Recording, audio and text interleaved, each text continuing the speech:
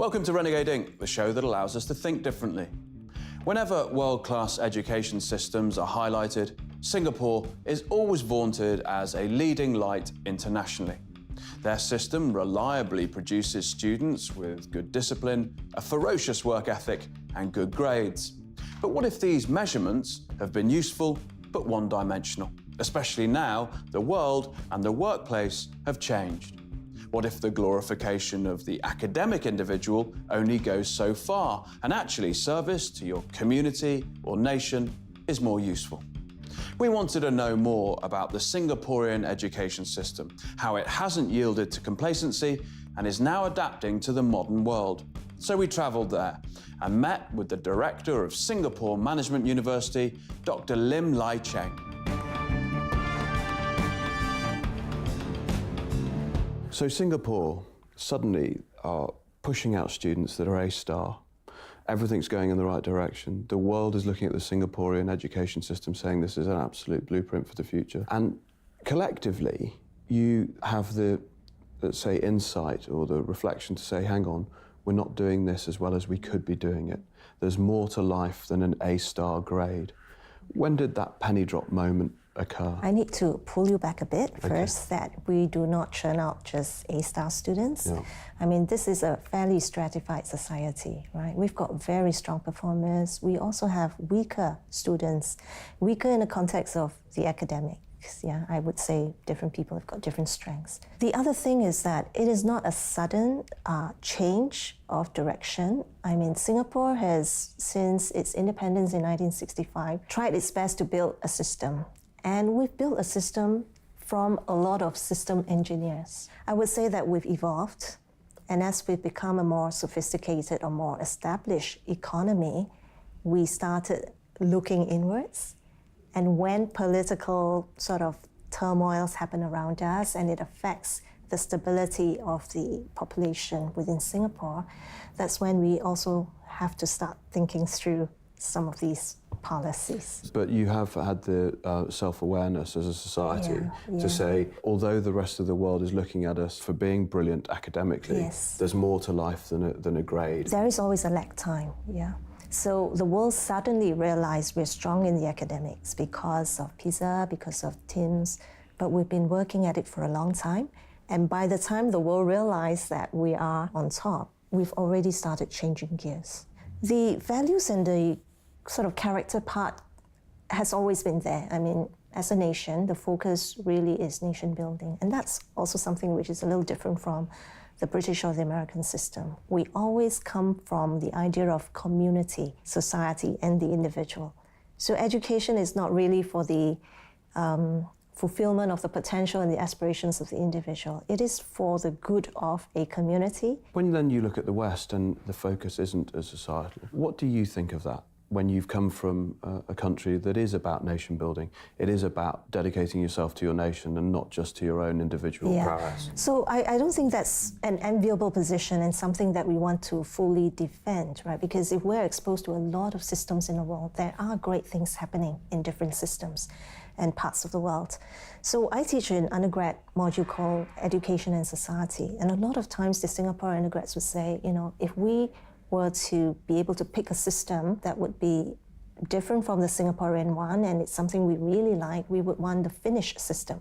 I've known a number of the European systems, and they've come from the idea of putting the self at the center, and then everything else comes from allowing the individual to flourish. And we're at the opposite end. But where are the Finns on that spectrum? They are trying to work towards something nearing a more centralized system, and we are trying to become more creative to allow for a lot more individual aspirations to be fulfilled and different tracks within our education system to allow for the recognition of different talents. So we're meeting halfway, I think, with a number of the Northern European countries. A lot of people envy our centralized system, the fact that we are so performance-driven because we've got systems and frameworks to track that.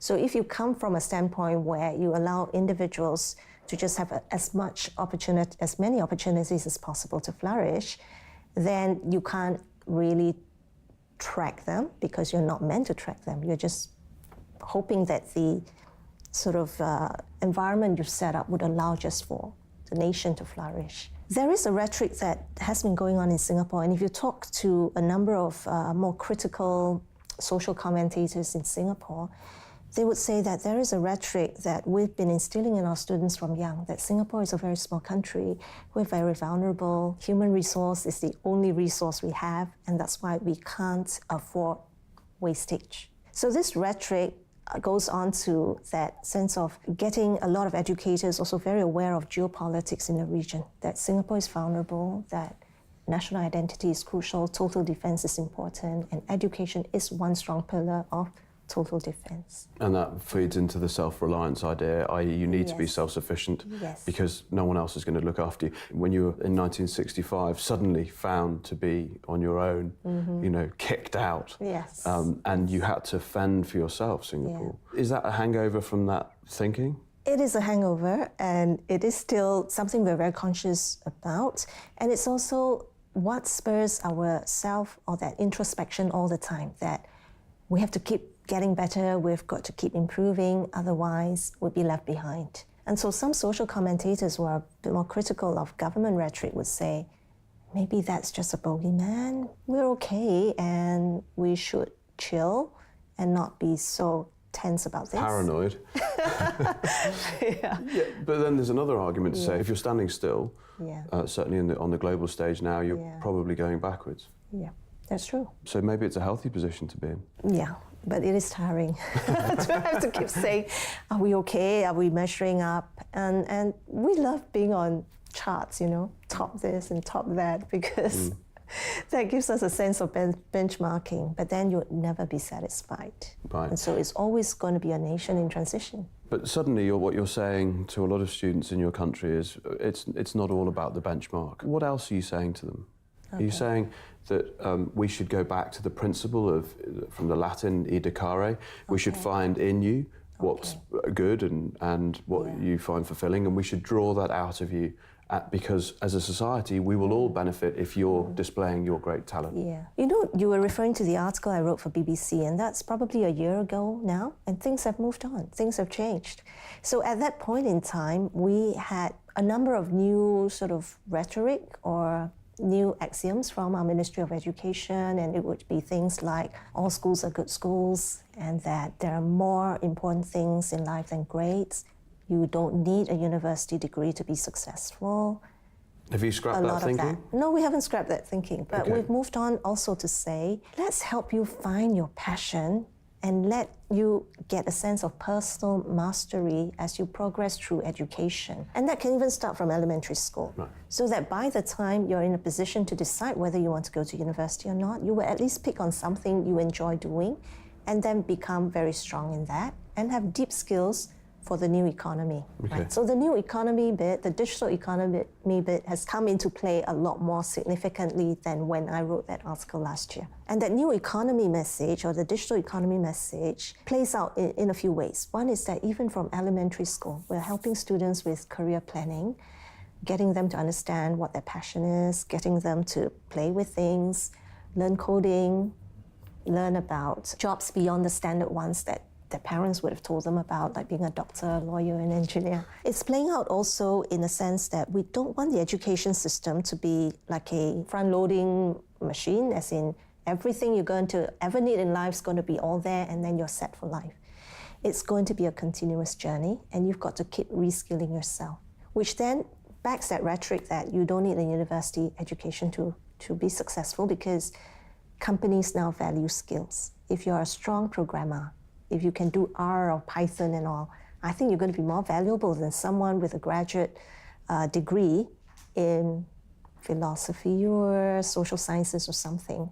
The interesting thing about when you talk about entrepreneurship, if you go back to the etymology or the real root of it, you actually get to the Sanskrit, and it comes to self-motivation.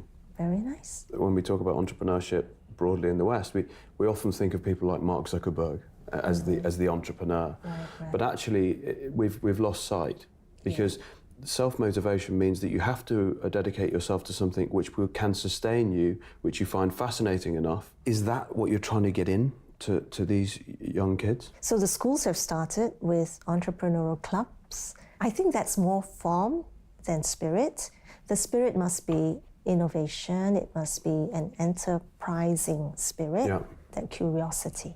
How the schools are going to put this agenda in together with all the demands of parents, especially still looking at grades and good schools, is going to be a challenge. Can entrepreneurship be taught, or can it only be learned? The true entrepreneurs will tell you, you just got to throw them out there and let them just deal with the hard knocks and give them some support and give them a chance to come back and start again, right? You can't really teach it. But I guess an enterprising spirit can be built within an environment that allows for a lot of discovery and curiosity. And that, I think, you can set from young, that kind of environment. How are you nurturing creativity in young people in Singapore? Yeah, we've tried in the early days to bring in de Bono. We've brought in those Six Thinking Hats and Marsano and all of that. And it became part of the curriculum. I don't think it worked because it's a curriculum. It's pretty dry. I've seen the best and most creative elementary schools in Italy, in Austria, where the 4-year-olds are swaying to Vivaldi and there's art on the streets. A bit more Montessori. I think creativity has to be built within an environment that allows for street art, allows for untidiness. And Singapore is just a bit too tidy and clean. I think we try our best within the school setting, but with a lot of limitations. We try to bring in the music and the arts, but if I talk from the point of view of an education policymaker, we don't have enough arts and music teachers who are trained. I mean, when I went through school, the art teacher was just someone who had some spare periods and was just told to do arts, and music was just singing to a piano some of these songs. I didn't pick up an instrument. I didn't learn to read scores, right? So we didn't have specialists in art and music, and we're just still trying to hire a lot of them to get them trained to be in our school system. But the music and art lessons tend to be, again, crowded out by the hard sciences and the humanities subjects, the ones that really matter. Would you like to see a change there? Most educators want to see a change, but we're also realistic enough to know that the change can't just be an ideal. Parents' expectations, the universities that take their students in would want to see more than just average grades. Should school be an addendum to education, and real education should actually be happening at home? Because what has happened in the West, I don't know what it's like here, is school gets an awful lot of blame because parents are working all hours God sends to pay off huge debts and all the rest of it. And actually they say, if you fail my child, it's your fault, it's nothing to do with me. So we have quite a bit of that because in Singapore too, both parents work. We're seeing a younger set of parents who are willing to sacrifice, meaning we've got ladies, professionals who are willing to take time off, few years off work just to be with a child. So I think the more educated our younger parents are now, the more they're going to say, it doesn't matter, the income, you know, we will manage. But it's more important that I spend time with the children in their growing years. So I'm fairly optimistic there that there is still a strong sense of responsibility for education for a child at home.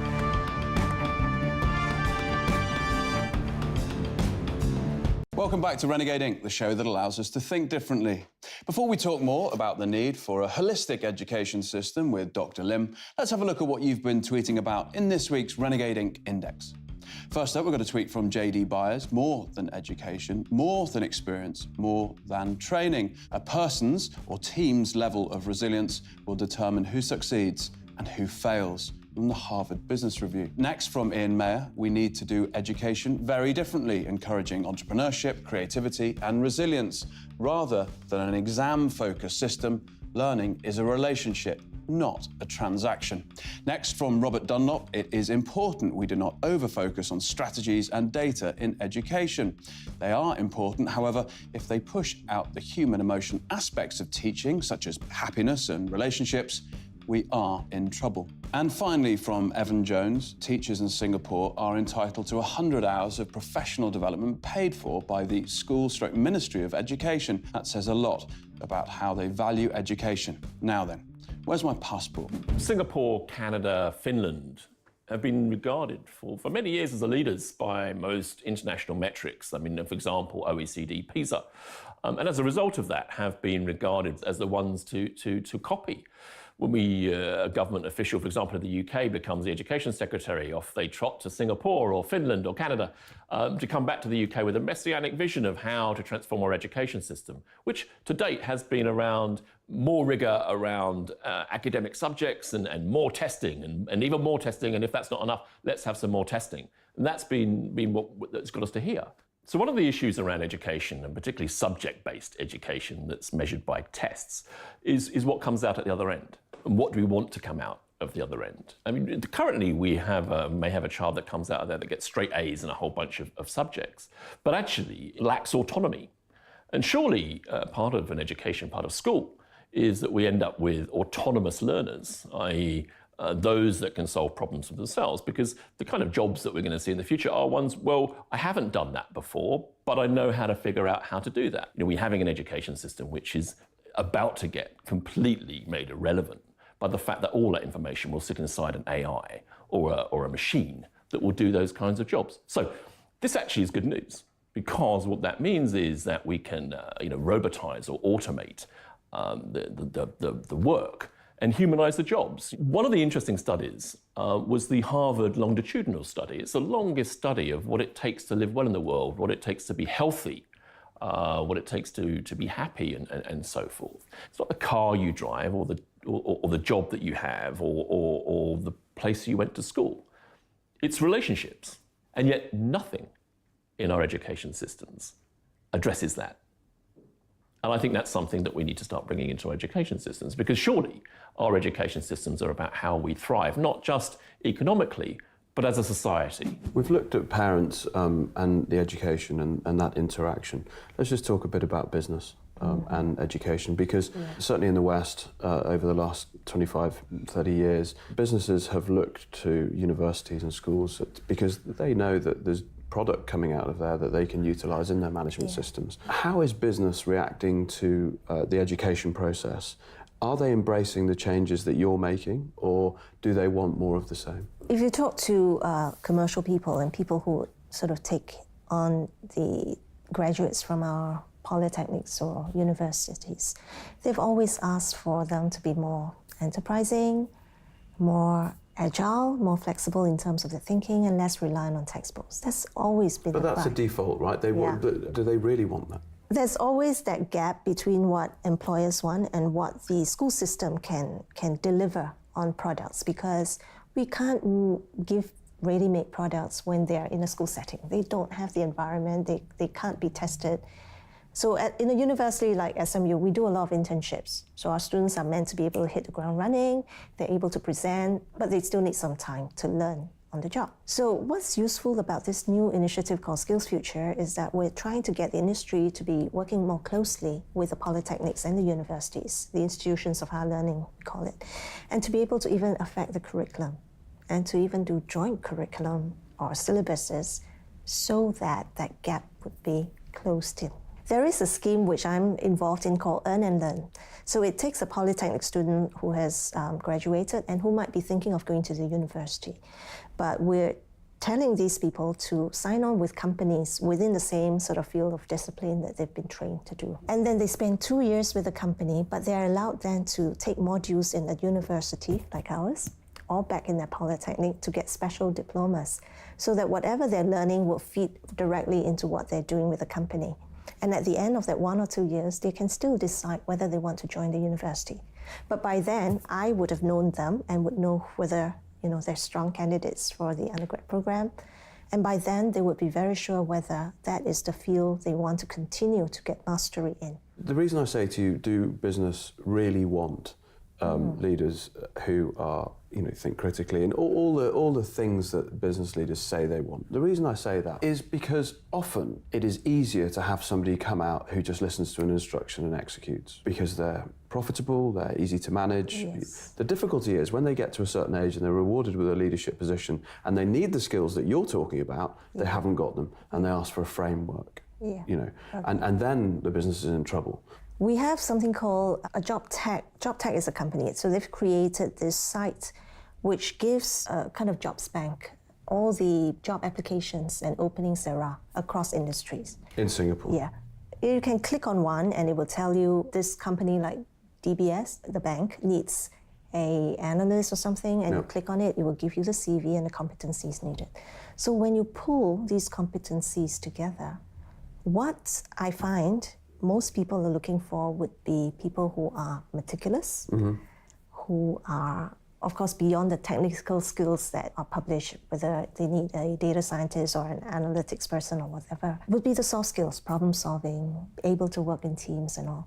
So I imagine what they publish would be what they're looking for in those areas. And those are perennials. They are your generic competencies and skills that run across all the industry transformation maps that the government has launched, right? Whether they need someone who can think critically and who can articulate company goals and strategies and then plan forward, at those job levels, they wouldn't be crucial, right? Because you just need someone to do the job. But you still need someone who's thinking. Otherwise, your post will be replaced by an intelligence system. At the later stage, when you're saying, now that you're a manager and you need to then help me start up a regional company, can you forge a plan because the region is so messed up, the governance and the politics is just so uncertain? How do you navigate that? That's when we are in trouble, right? Because we don't have the social skills or the cultural awareness. We've not been in areas to deal with entrepreneurs who don't think the same way as the governance structures or the people who regulate the Singapore system think. So that's when we are in trouble. What do you do at that point? You look for a foreign corporate leader. Or we try to then put courses to get them ready for internationalization. Do you think the two words soft skills are misleading? Or? Yeah, the soft bit is really the human touch, isn't it? Right. Because in a digital age, the lucrative businesses would be the ones that focus on well-being and the human touch. Right. Yeah? And that can complement all the machinery or the intelligence systems that we have around us. So soft is not necessarily bad. Soft is human. It is the intuitive aspect of things, which the computer or the intelligent machine still cannot get to. Your very famous leader here, Mr. Lee? Mr. Lee, he was incredible in many ways because he had an ability to see the big picture, but also be super fine on the detail in a micro kind of way is unique. And that really, for walking around Singapore, that set the tone. I mean, he's not a bad role model to follow, is he? He's not at all. I think amongst the young too, when he passed on in 2015, there was a lot of respect and regard for him, even amongst the young who never really knew him, because for a long time he was just the minister mentor and the senior advisor. But then there are also people who would say this style of leadership is not going to be very effective anymore in this context when the population is a lot more exposed and your younger leaders also have their own viewpoints and ways of doing things, right? So it is great for that era. It might require a lot more consensus building, I think, in this current landscape. You've thought about Western leadership, Eastern leadership, Western leaders and Eastern leaders. Is it possible to take a hybrid between the Western leader and the good traits and the hybrid and the Eastern leader, put them together and say, actually, that's a model leader, or is that too utopian? Okay, so that's one perspective. The other would be from friends of mine, faculty would say you can't really separate what is East and West. And even within the East, there are many, many different styles, right? Japan is very different from Singapore, is very different from Philippines and Korea. So it's too glib. So I've been fairly fascinated with this idea of leadership because the last school that I was head of, it's the Raffles Institution. I mean, it is purportedly the institution that churns out the leaders for Singapore. Right? The tagline is thinker, leader, pioneer. But interestingly, most of the models that we talk about in schools are Western models. And I thought that's not fair because the region has grown. Within Asia, we have done very well as economies and even within countries in terms of different spheres of evolution. And there must be strong Asian leaders. It can't be all Western models, the ones who are up front leading the charge, the knight with the horse. So I started wanting to hear from pioneer leaders who are still alive and who are able to give us insights into what made them successful. And given the mission that they had, what were the traits that would separate them from others who have failed. I've come up with a few traits, and in the end, I think there are common traits of what any MNC now or corporation would require of a leader. Agility, strategic thinking, the ability to think long-term, to be that model for your men. That means the ethics and the integrity. All those have not changed. But the ways in which we should engage people when we're leading could be different for different cultures, and maybe that's what we should be concerned about. One trait you didn't mention, but I know you've thought about, is humility. So the humility is to be defined, I think, differently in different cultural contexts. So humility in the West is seen as weakness, broadly. But humility in the East is that openness to ideas. You know, the Easterners talk about the Tao, and the Tao is the universal order or law of the universe. And as a leader, you need to write that Tao, and you need to be in sync with it, because that's how the people are, and the aspirations of the people are built around a common understanding of where they want to go. You've been the coalface, you've been in education for a long, long time. Let's just say a teenager who's looking at the world and trying to make their way. As an educator, what would you say to them? Tongue-in-cheek, I would say, don't go for what your parents want you to be. You've got to have a clear idea of what you want for yourself. And then I would say to our undergrads as well, don't rush, because they're always rushing to want to get on a job, get the internship, go into the financial sector, earn lots of money. I think it's really about taking time to experience the educational journey whilst they have it good within an institution.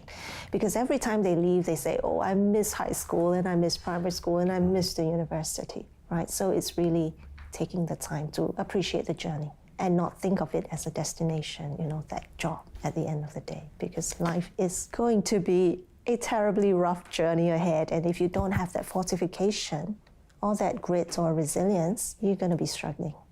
So you have to be at peace with yourself and be kind to yourself. Dr. Lin, thank you very much for your time. You're welcome. That's it from Renegade Inc. this week. You can drop the team a mail, studio@renegadeinc.com, or you can tweet us @Renegade Inc. Join us next week for more insight from those people who are thinking differently.